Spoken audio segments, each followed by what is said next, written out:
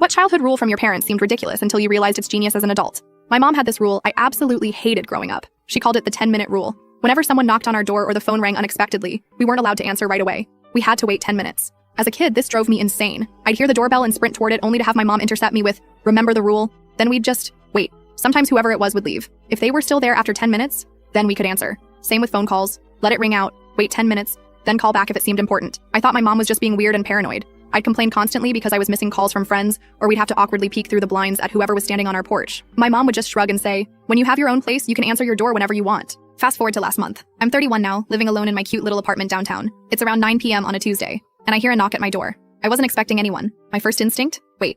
I quietly moved to the peephole and saw a guy I didn't recognize. He was wearing what looked like a maintenance uniform, but something felt off. It was way too late for scheduled maintenance, and there had been no notices.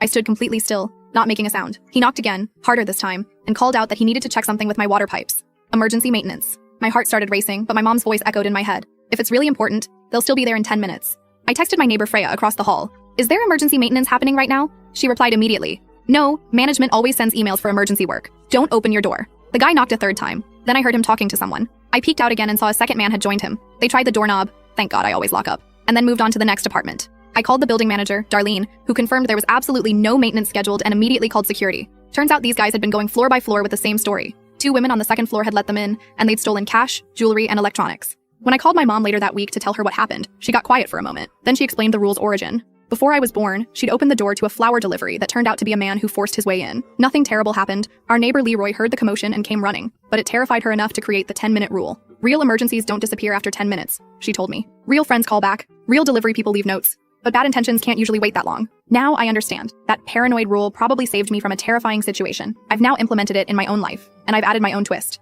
I use those 10 minutes to verify. Call the company if someone claims to be from the gas company. Text friends if someone claims they sent someone over. Call the front desk if a hotel employee knocks unexpectedly.